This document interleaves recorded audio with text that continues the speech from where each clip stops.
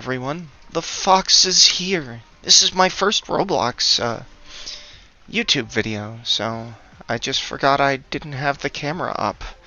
Yeah, I'm gonna try not doing cameras, see how that works out. But I'll have to get used to not flailing at the screen. But anyway, hello everyone. We're here. The Fox is looking dapper, and so what we're gonna do, I wanted this first one to be teaching people the fundamentals of tower defense, just as an idea rather than like this specific tower defense game. So what we're gonna do is we're gonna unequip everything. We're gonna go all the way down. We're gonna equip the speaker man, because this is what everyone starts off with. And we're gonna go to my favorite map here. And I just want to show you, I'm gonna go through this as someone who's brand new to this game is gonna see it, and I'm gonna hopefully teach you guys stuff that can be used in any tower defense game at any level, right? So we're gonna start. We're gonna go on easy because, you know, we're just starting out with the base unit, right? Starter units recommended. Fortunately, that's what I have. I like this map because it has a lot of these corners up here, and those are really, really good. In fact, I think this is the easiest map to do. So, the goal is to get as much of their circle on the track as possible. So what we're getting here is like 80 to 90% of his circle is on this track. So that's the goal with any unit in any tower defense ever. Depending on, you know, obviously there's certain things that, you know, don't do like damage or whatever. But with any damage dealing normal tower defense unit, you want as much of their circle on the track as possible. Now what that means is, let's say I want to place this guy, right? I might place him here, which is showing that very little of his circle is on the track, right? But once I level him up a couple of times, more and more of his circle is going to be on the track.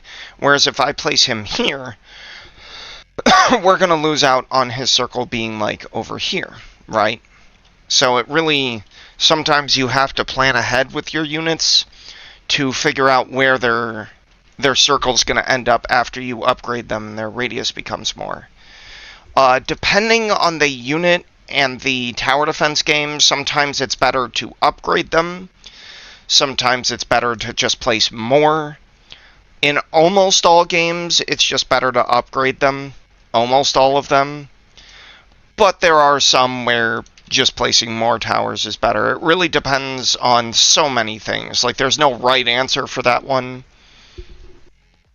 But you can see now that this guy alone, he's fully upgraded, and he alone is able to take out the enemies. Now, another thing that I just did there that you'll see in a lot of tower defense games is there's a skip wave button, skip, rush, whatever it's called, and what that does is it skips to the next wave. Obviously, it does what it says on the box. But something that this specific tower defense doesn't do, and a lot of the other ones do, is most of them, if you skip a wave early, it'll actually give you more money for the next wave, and this one doesn't, which is kind of strange, but also, I get it. You know, each tower defense is a little bit different. So, in this one, the only reason you're going to skip is because you don't want to wait forever. And something I do want to show you in a later video, I'm going to do a full skip run of Nightmare. So I'm going to click that auto skip and not unclick it. But yeah, okay, so now I can show you this guy has most of his fully upgraded circle on the track, whereas if he was over here, he'd be missing out on you know, a little bit. Mind you, he might not hit this corner. I'm not sure how far over in this corner they go, but we'll see. But yeah, with 2 fully upgraded units, we're basically taking down every single one. We'll kind of put this guy the same way as we have the other one. Fully upgrade him. So now you see I've used all of these bends. These are the best for a unit that doesn't have a huge amount of range. Because, you know, if I put them, like, here, so many people put them, like, right at the beginning. And when you're putting something like this here, and I'll even show you because this shouldn't be a problem. So even if I fully upgrade him, right, he's losing out on 50 or more % of his circle. Right? Like, he's losing all of that area over there. Whereas this guy's losing out on, like I said earlier, 10% maybe? 5%?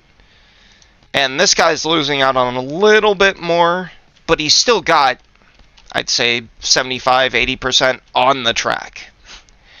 And then same with this guy, he's got most of it on the track. It's a lot like this guy. So that's really what you're going for. But so many people put them here just because they think, you know, that early damage is really important, but ultimately you're losing out on so much more than you could be getting later. Because in a lot of tower defense games, especially this one, because skipping does nothing, right? It doesn't matter how early you down the enemies, you're going to get the same amount of money. So there's no point in, you know, having someone up at front here. Now, mind you, if you have a unit with a large range, you could put it here. But once again, you're not going to want the outside because you're going to be wasting all of this area. If you're going to put it here, you might as well put it here because then you're not going to be wasting, you know, that outside area. I also see a lot of people put it, like, on the outside corner, and that way you're wasting, you know, 85% of the circle when it's all out there. So, you don't, once again, you don't want to waste that circle. That's where you're getting damage.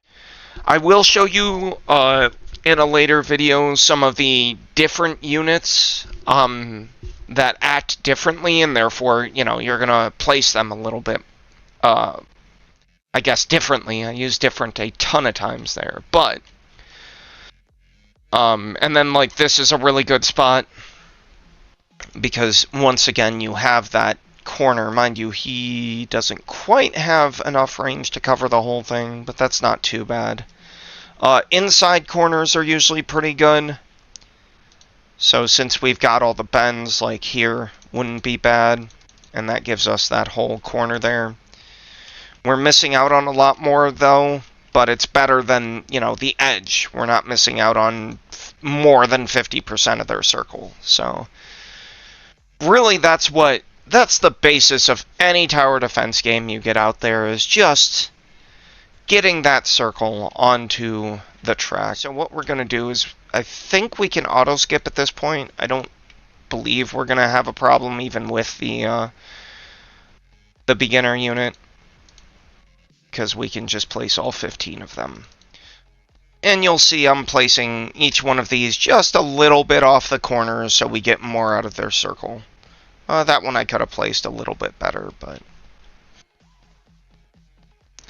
usually that, like, you know, tiny little bit isn't going to matter, but there are some, you know, if you're going for high-level play, it's every little bit counts. So you can see I've populated every single corner. Let me see if I can show you this. This might work. I can get enough range off them. No, not really. But this is another good spot because you're going to be able to hit this, you know, with enough range, you'll hit this one and this one. Basically anywhere in here is going to be good because you can hit both. I wouldn't recommend auto-skipping for anyone if you're new, just because, you know, you have some of those fast toilets that'll get through. In fact, I'm going to turn that off, just because you can get overwhelmed very, very quickly. There we go. Okay. But yeah, if you're new to the game, take it slow. Let yourself learn.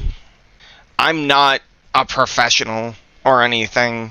I'm I also struggle with tower defense games, so I wanted to, put this kind of together. It's not really, I guess it's a guide, but it's more of just a friendly, hey, look at some stuff that maybe you didn't think of. But basically, if you guys want me to do this same challenge on different maps, if you want me to do any specific challenges, if you know this game, let me know. Plus, something that we're going to be visiting a bit on this series is I'm going for every single unit on this game. And I'm actually getting pretty close to completed already. I've been very, very fortunate recently. But that's something that's going to be a recurring theme as well. And I will actually show you guys a little bit on how to play specifically this game outside of a actual match. And then we have the boss here, who's got a huge amount of health. Holy cow, I might have a problem with him, actually. I didn't realize he was that high. I'm not sure I'm going to pass this, to be honest. Like I said, it's been a long, long time since I've played with just a starter unit, so we'll see. We got it 94%, so I think he'll probably go down, because he's going to take more and more as he goes on and we clear out some of these other guys. Also, if you guys ever want to play with me, like, I don't mind running people through Nightmare. Especially if you're new. I'm more than happy to get you some coins so you can get some units, which I'm going to show you how to do right after this. So yeah, he's going to get through, and I think he one-shots. Is he going to do the 500? No, 250. So you can win it on easy with the starter unit. The boss gets through, but it doesn't do all of your health. So, we're going to go to lobby. Now, I already have a bunch of coins down here. This is what you use to get units. Currently, there's a thing in the shop that you use diamonds for, that you can get special units. And the quests are how you get diamonds, so there you go. Alright, but anyway. So we're going to go over here. They just reworked the entire map, actually. Ooh, I have rewards to claim. There we go.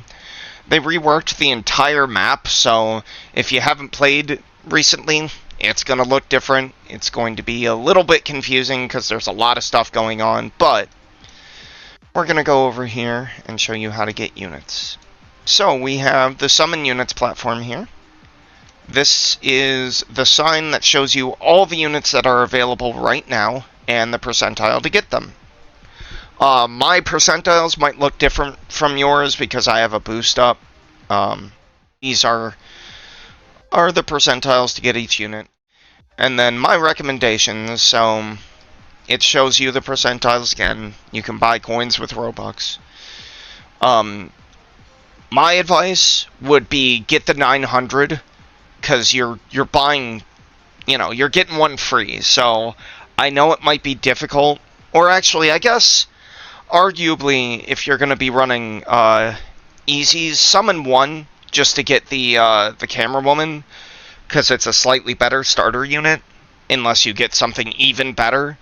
But summon one and then save up the 900 to get more units. So there you go. That's a very basic idea of what tower defense is, how to play pretty much any tower defense game ever, and then a few specific things about this game.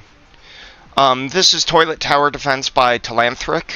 I really like this game because of the gachapon system of how you get your units. You have to wait and hopefully roll something good. I like that a lot more because it's not just, you're waiting to get the best unit.